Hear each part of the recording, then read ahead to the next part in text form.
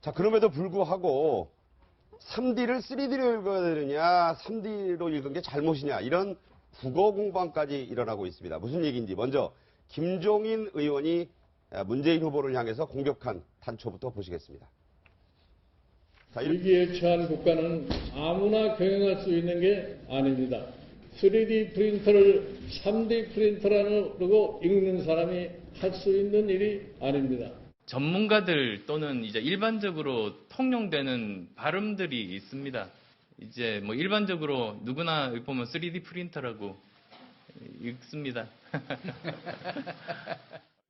저 부분이 우리가 이제 3D, 3D라고 할 때는 또 이게 3D를 읽는 방법이 이제 여러 가지가 있어서 3D 프린터라고 보통 읽는데 이걸 이제 문재인 후보는 3D 프린터라고 읽었다 이런 거예요. 이제 3D라고 읽을 수도 있는데 이제 뭐냐면은 이거를 익숙하지가 않았다라는 거죠. 이거를 처음 접했지 않았을까? 그 지적은 조금 아플 수도 있어요. 그러니까 우리가 4차 산업 얘기하면서 AI 뭐 인공지능이라든가 뭐 3D 컴퓨터라든가 자율운행차라든가 뭐 이런 것들이 이제 4차 산업 혁명의 어떤 키워드인데 이게 거기에 대해서 조금 이제 사전 공부가 돼 있었으면 당연히 3D라고 읽었을 텐데 네. 3D라고 읽었다. 옛날에 말이에요. 일본 총리 중에 조금 짧은 분이요. 계속 보고서에 IT가 이렇게 들어가 있으니까요. 이 이트는 대명사 그 이트는 뭐를 가리키는 거냐 해갖고 뭐 우스갯소리로 그 얘기가 나온 적이 있었거든요. 네. 네. 전에 방송할 때는 F111을 하천이라고 읽은 분도 있어서 화제가 됐었는데 자, 이런 식의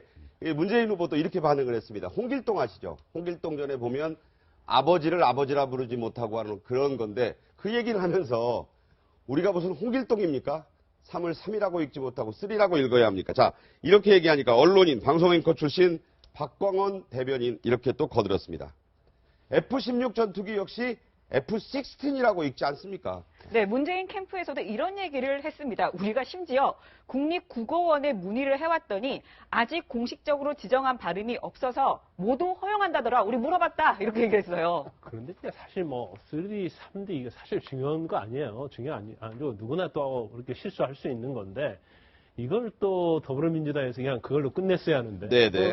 그걸 국립국어원에도 무거를 보고 또 뭐 홍길동과 비우는 것도 맞지 않다고 그래요. 생각이 돼요. 왜냐하면 저도 이 문재인 전 대표의 뭐 무슨 홍길동입니까 이걸 보고 이해가 어떤 그 밑에 참모들 써준 그런 연설이나 그런 것들을 그대로 읽지 않느냐 그런 거에 대한 굉장히 의혹이 많이 제기되기 때문에 본인의 어떤 자주적인 것, 본인이 스스로 어떤 것을 소화해내서 연설하고 그렇지 않다 이제 그런 문제 제기가 계속 되기 때문에 네. 사실 이게 문제된 거 아니에요. 그런데 또 박광원 대변인 얘기도 좀 그런 공보단장 얘기도 좀 그래요. F-16을 F-16이라고 읽는 적이 있나요? 나 별로 들어본 적이 없는 것 같아요. 네. F-16이라고 얘기하죠. 그래서 오히려 이 부분에 대해서 별거 아닌 거 가지고 자꾸 이런 식으로 하면 오히려 그 부분이 더 대두가 돼서 문재인 후보에게 더 불리한 상황이 올 수 있다. 저는 그렇게 봅니다. 어쨌든 이 말꼬투리 잡기, 네거티브는 바람직하지 않다는 차원에서 이런 말씀 드렸습니다.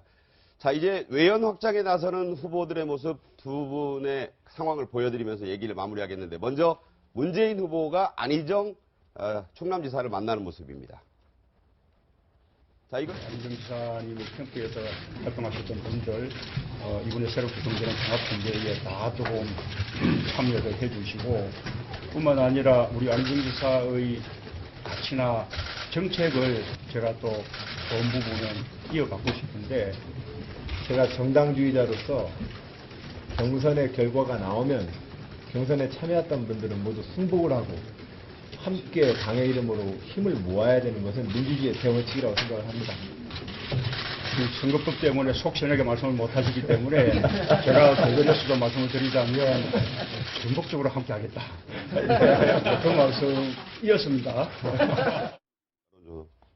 네, 지난 3일에 이 민주당 경선이 끝나지 않았습니까? 예. 그런데 문재인 후보가 안희정, 이재명에게 연락하지 않았다. 이렇게 논란이 많았어요. 그런데 오늘은 찾아갔네요. 급한 거죠. 네. 발에 불이 발등에 발등에 불이 떨어진 말도 네. 제가 헷갈리네. 어쨌든 발등에 불이 떨어진 거죠. 지금 충청 지역의 여론 지지도도 떨어지고 있는 상황이고요.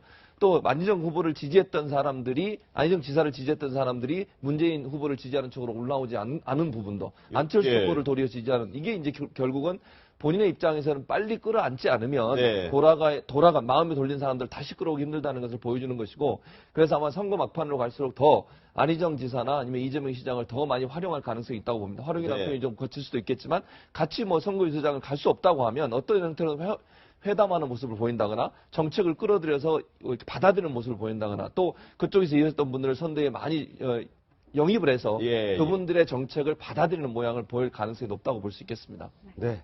자, 시간이 이제 거의 다 된 것 같은데, 문 후보뿐만 아니라, 링컨 미국 대통령이 정적들로 내각을 꾸려서 훌륭한 정치를 이뤄냈다는 점을 오바마 미국 대통령이 책을 놔두고 읽었다. 이런 얘기를 제가 들은 적이 있습니다.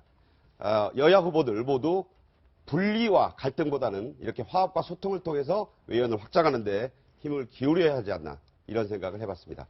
네 분과의 말씀은 여기까지 듣겠습니다. 고맙습니다.